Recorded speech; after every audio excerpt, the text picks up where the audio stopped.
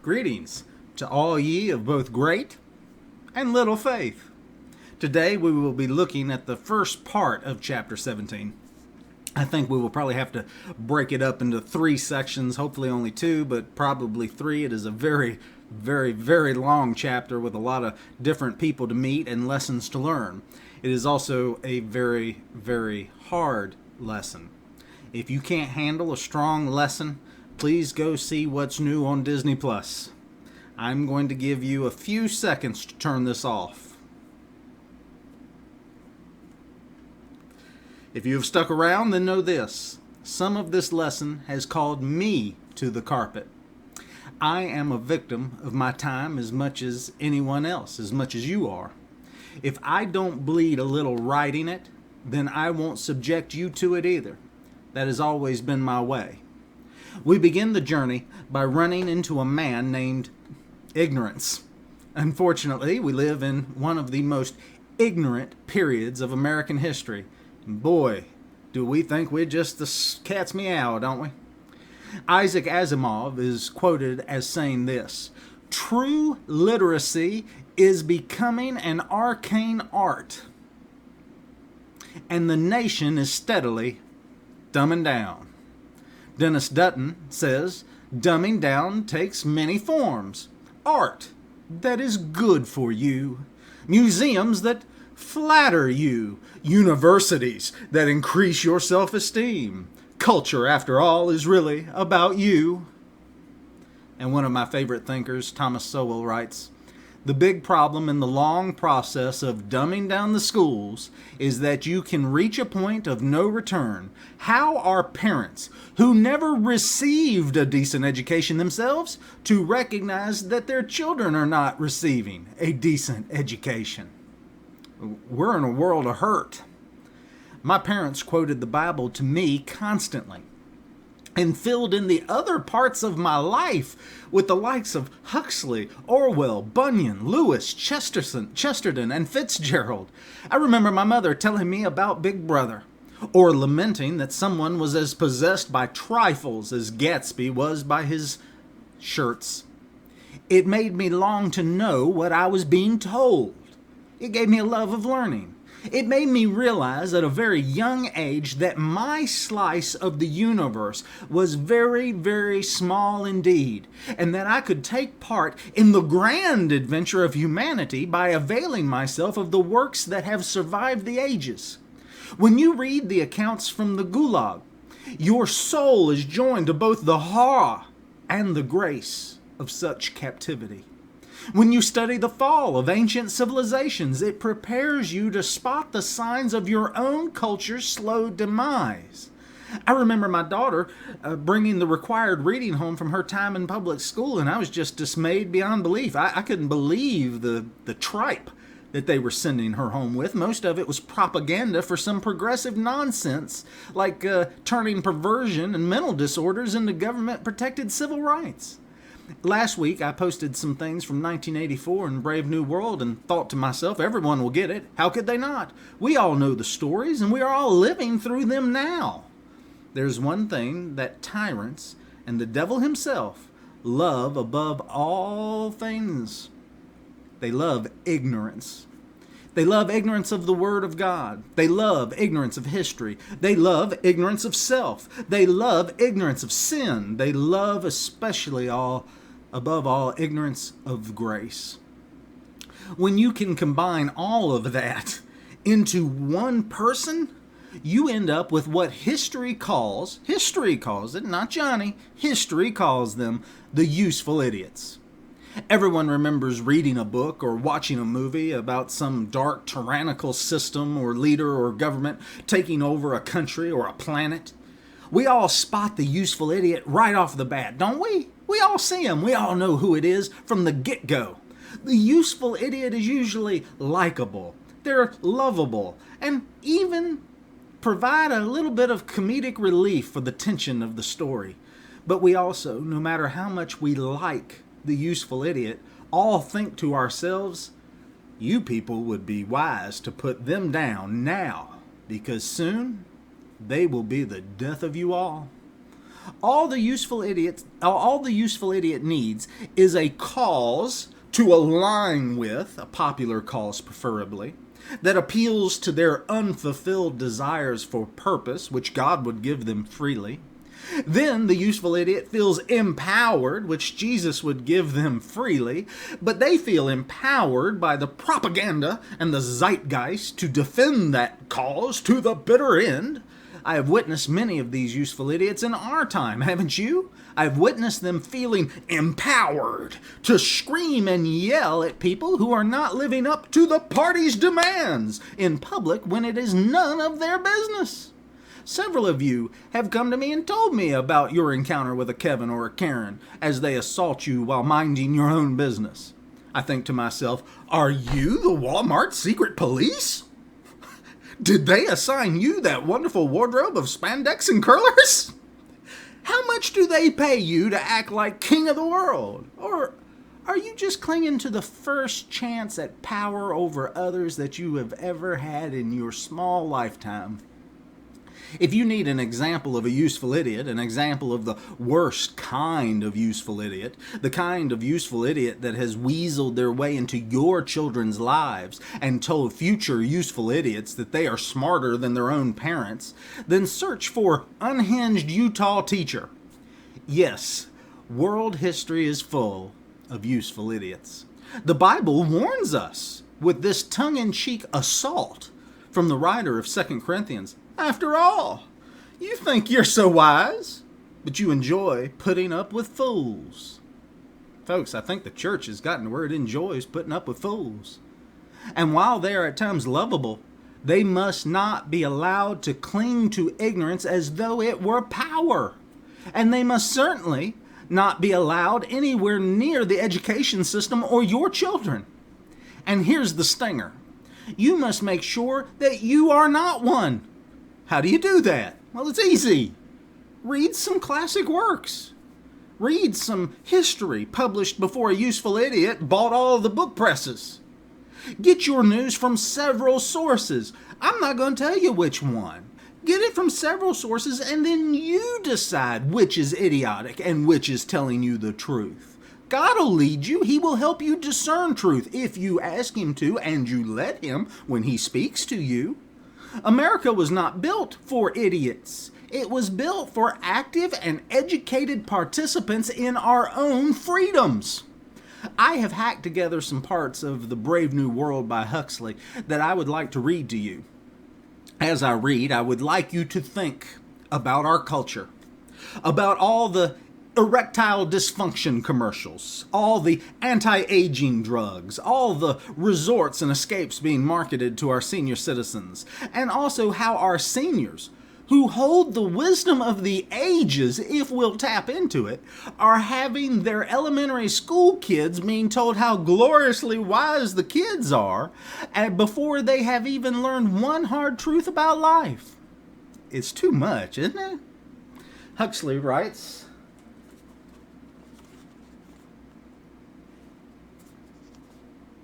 "It only remained to conquer the old. Gonadal hormones, transfusion of young blood, magnesium salts, all the physiological stigmata of old age have been abolished, and along with them, of course, all the old man's mental peculiarities. Characters remain constant throughout a whole lifetime. Work, play. At 60, our powers and tastes are what they were at 17. God help us. Old men in the bad old days used to renounce, retire, take to religion, spend their time reading, thinking. Thinking! Now, such is progress. The old men work, the old men copulate, the old men have no time, no leisure from pleasure, not a moment to sit down and think. Or if ever by some unlucky chance such a crevice of time should yawn in the solid substance of their distractions, there is always soma, delicious soma, half a gram for a half holiday, a gram for a weekend, 2 grams for a trip to the gorgeous east, 3 for a dark eternity on the moon, returning whence they find themselves on the other side of the crevice, safe on the solid ground of daily labor and distraction, scampering from feely to feely, from girl to pneumatic girl, from electromagnetic golf course to. You make up the rest. I was worried about writing some of this, but then I realized that the greatest defense of a useful idiot is their incredible capacity for self-esteem and self-deceit. The useful idiot's mind instantly kicks in to protect their ego from having to face the real truth, and they sit back cockily, remembering when their kindergarten teacher told them how wise, wonderful, and beautiful they are, and how stupid, dull, and ugly are those who would try to persuade them otherwise. There is no end to the number of power brokers or university professors eagerly looking for their next victims to bloat up, to shackle, and protect from all the uncomfortable truth out in the world. If this stung, don't worry, it won't be for long. Give it a few minutes or so, as the Oracle from the Matrix says. Here, take a cookie. I promise, by the time you're done eating it, you'll feel right as rain.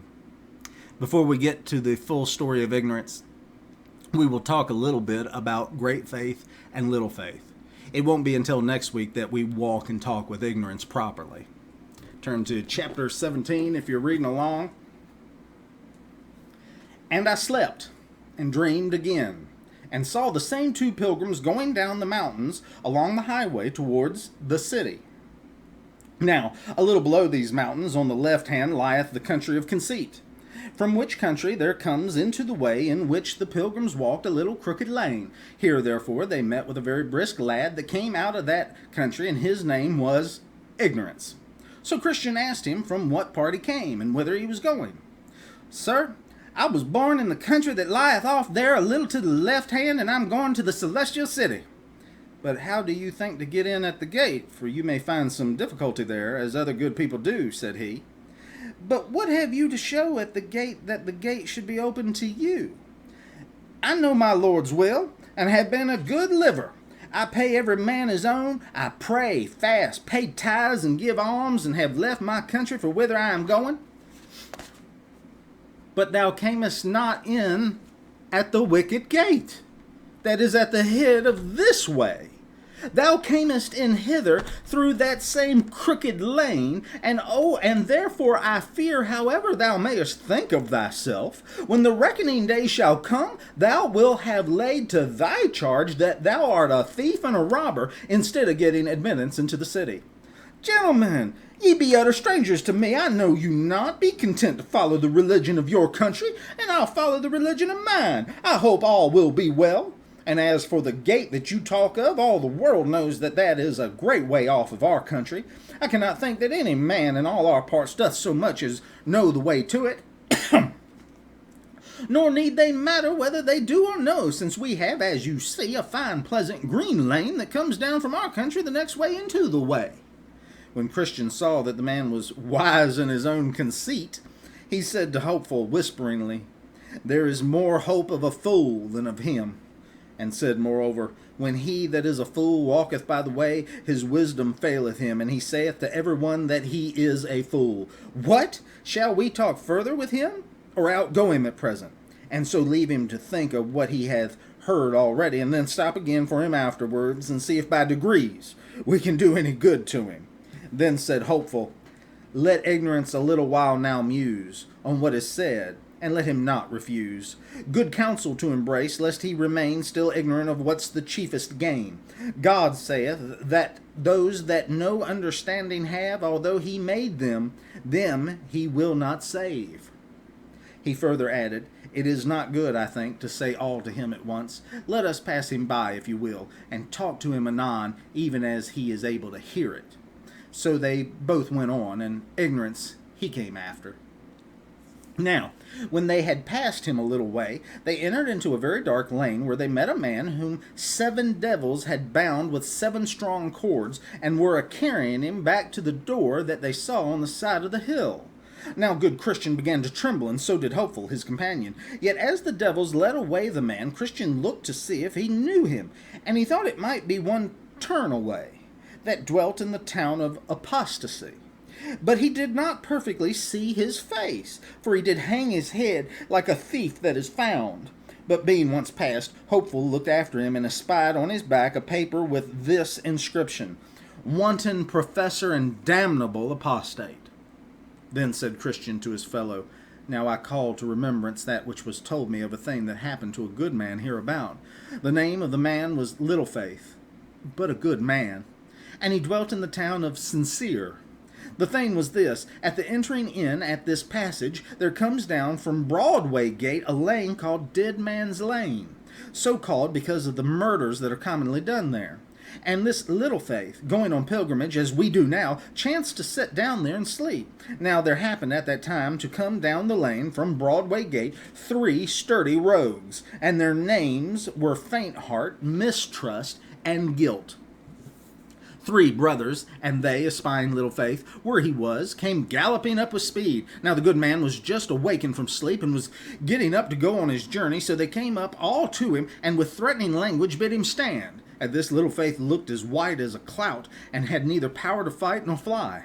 Then said Faint Heart, Deliver thy purse. But he, making no haste to do it, for he was loth to lose his money, Mistrust ran up to him, and thrusting his hand into his pocket, pulled out thence a bag of silver. Then he cried out, Thieves, thieves! With that, Guilt, with a great club that was in his hand, struck Little Faith on the head, and with that blow felled him flat to the ground, where he lay bleeding as one that would bleed to death. All this while the thieves stood by. But at last, hearing that some were upon the road, and fearing lest it should be one great Grace that dwells in the town of Good Confidence, they betook themselves to their hills, and left this good man to shift for himself. Now, after a while, Little Faith came to himself, and getting up, made shift to scramble on his way. This was the story. Hopeful said, But did they take from him all that ever he had? No, said Christian. The place where his jewels were they never ransacked, so those he kept still. But, as I was told, the good man was much afflicted for his loss, for the thieves got most of his spending money. That which they got not, as I said, were jewels. Also he had a little odd money left, but scarce enough to bring him to his journey's end. Nay, if I was not misinformed, he was forced to beg as he went, to keep himself alive, for his jewels he might not sell, but beg and do what he could. He went, as we say, with many a hungry belly the most part of the rest of the way. But Hopeful said, But is it not a wonder that they got not from him his certificate by which he was to receive his admittance at the celestial gate? It is a wonder, said Christian, but they got not that, though they missed it not through any good cunning of his, for he, being dismayed with their coming upon him, had neither power nor skill to hide anything.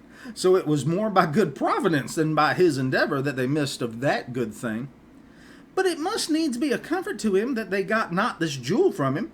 It might have been great comfort to him had he used it as he should, but they that told me the story said that he made but little use of it all the rest of the way, and that because of the dismay that he had in their taking away his money. Indeed, he forgot it a great part of the rest of his journey, and besides, when at any time it came into his mind, and he began to be comforted therewith, then would fresh thoughts of his loss come again upon him, and these thoughts would swallow up all. Alas, poor man, said Hope, this could not but be a great grief to him. Grief? Aye, a grief indeed. Would it not have been so to any of us had we been used as he? To be robbed and wounded too, and that in a strange place as he was? It is a wonder he did not die with grief, poor heart. I was told that he scattered almost all the rest of the way with nothing but doleful and bitter complaints, telling also to all that overtook him, or that he overtook in the way as he went, where he was robbed and how, who they were that did it, and what he had lost, how he was wounded, and that he had hardly escaped with life. But it is a wonder that his necessity did not put him upon selling or pawning some of his jewels, that he might have wherewithal to relieve himself in his journey. Thou talkest like one upon whose head is the shell to this very day. For what should he pawn them? Or to whom should he sell them?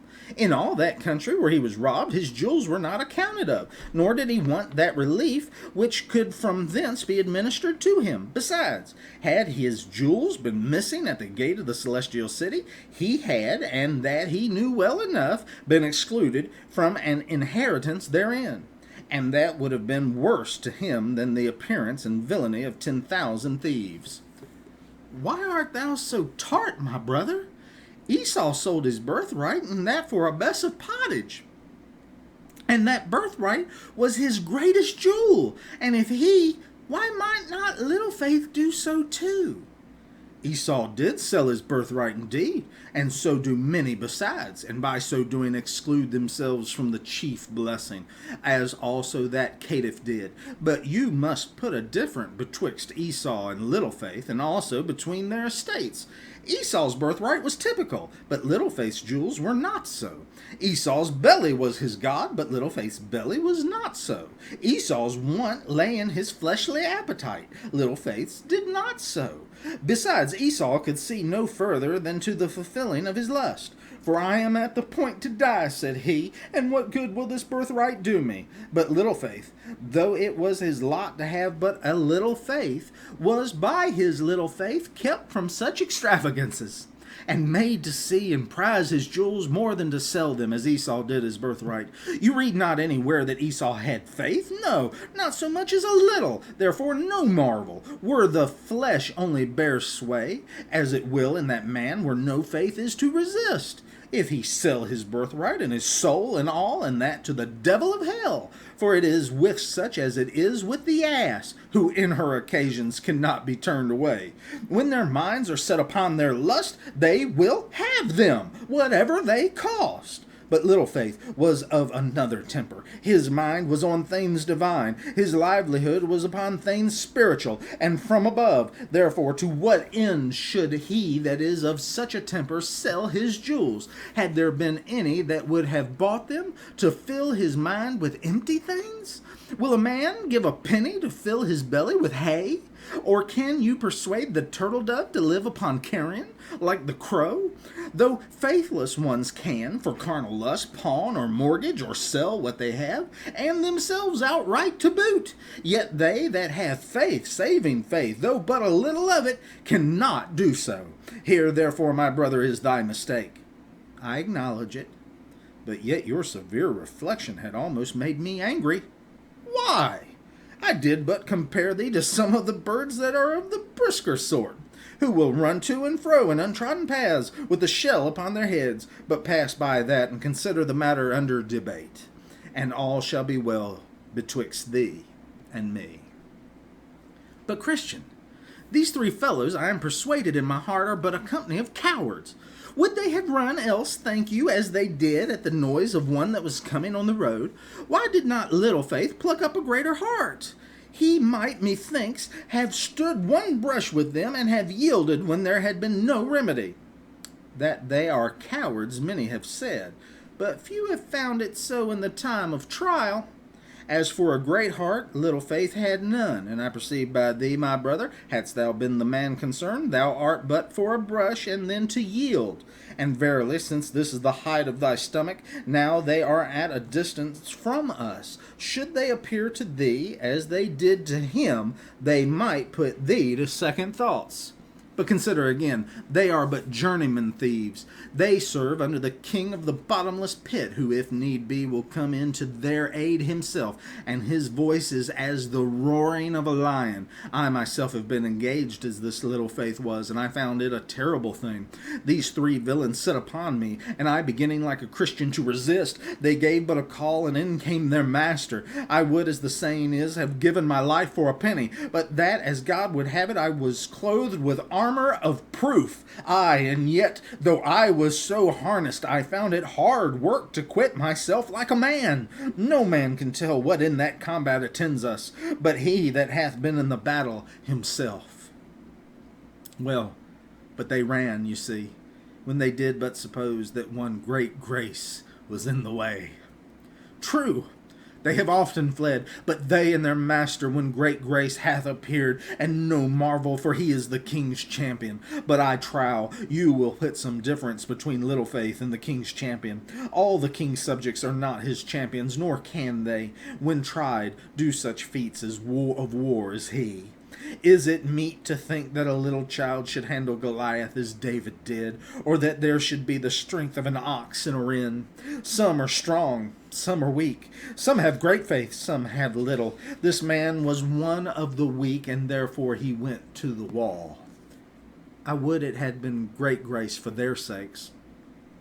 If it had been he might have had his hands full, for I must tell you that though great grace is excellent good at his weapons, and has and can, so long as he keeps them at sword's point, do well enough with them, yet if they get within him even faint heart, mistrust, or the other, it shall go hard, but they will throw up his heels, and when a man is down, you know, what can he do?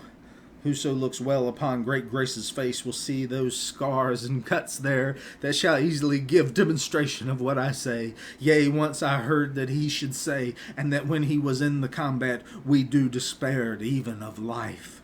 How did these sturdy rogues and their fellows make David groan, mourn, and roar? Yea, Haman and Hezekiah too, though champions in their days, were forced to bestir them, when by these assaulted, and yet notwithstanding they had their coats soundly brushed by them. Peter upon a time would go try what he could do, but though some do say of him that he is the prince of the apostles, they handled him so that they made him at last afraid of a sorry girl. Besides, their king is at their whistle. He is never out of hearing, and if at any time they be put to the worst, he, if possible, comes in to help them. And of him it is said, the sword of him that layeth at him cannot hold, the spear, the dart, nor the habergeon. He esteemeth iron as straw, and brass as rotten wood. The arrow cannot make him fly. Sling stones are turned with him into stubble. Darts are counted as stubble. He laugheth at the shaking of a spear. What can a man do in this case? It is true, if a man could at every turn have Job's horse, and had skill and courage to ride him, he might do notable things, for his neck is clothed with thunder. He will not be afraid as the grasshopper. The glory of his nostrils is terrible. He paweth in the valley, and rejoiceth in his strength. He goeth on to meet the armed men. He mocketh at fear, and is not affrighted, neither turneth he back from the sword. The quiver rattleth against him, the glittering spear and the shield. He swalloweth the ground with fierceness and rage, neither believeth he that it is the sound of the trumpet. He saith among the trumpets, Ha ha! And the smelleth the battle afar off, and thunder of the captains, and the shouting.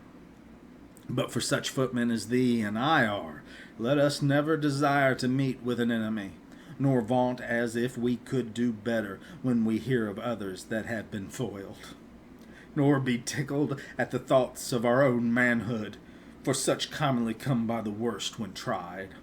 Witness Peter, of whom I made mention before. He would swagger, aye, he would, as his vain mind prompted him to say, do better and stand more for his master than all men, but who so foiled and ran down by those villains as he. When, therefore, we hear that such robbers are done on the king's highway, two things become us to do. First, to go out harnessed, and to be sure to take a shield with us. For it was for want of that he who laid so lustily at the Leviathan could not make him yield. For indeed, if that be wanting, he fears us not at all. Therefore he that had skill hath said, above all, take the shield of faith, wherewith ye shall be able to quench all the fiery darts of the wicked. It is good also that we desire of the king a convoy, yea, that he will go with us himself. This made David rejoice when in the valley of the shadow of death, and Moses was rather for dying where he stood, than to go one step without his God. Oh, my brother, if he will but go along with us, what need we be afraid of 10,000s that shall set themselves against us? But without him, the proud helpers fall under the slain. I, for my part, have been in the fray before now, and though, through the goodness of him that is best, I am, as you see, alive, yet I cannot boast of my manhood. Glad shall I be if I meet with no more such brunts, though I fear we are not got beyond all danger. However, since the lion and the bear have not as yet devoured me, I hope God will also deliver us from the next uncircumcised Philistine. Then sang Christian, poor little faith, hast been among the thieves, wast robbed. Remember this, whoso believes, and get more faith, then shall you victors be over 10,000, else scarce over 3.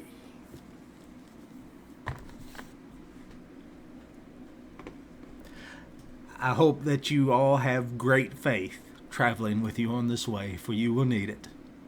But even if you have little faith, you are bound for the same destination and the same celestial gate as all the saints before you. You just won't have near as much fun. Grow your faith. Grow your knowledge. 2 Peter says, but grow in the grace and knowledge of our Lord and Savior Jesus Christ. And 2 Timothy commands believers to study to show thyself approved unto God, a workman that needeth not to be ashamed, rightly dividing the word of truth. Our nation needs self-educated people, and our faith needs self-educated people, because nobody else is going to do it for us. Now, more than ever in our lifetimes, we need this. When they make a movie about this time period, please don't be the person that everyone likes and everyone loves, but at the same time thinks to themselves, they would have been better off without them. Godspeed.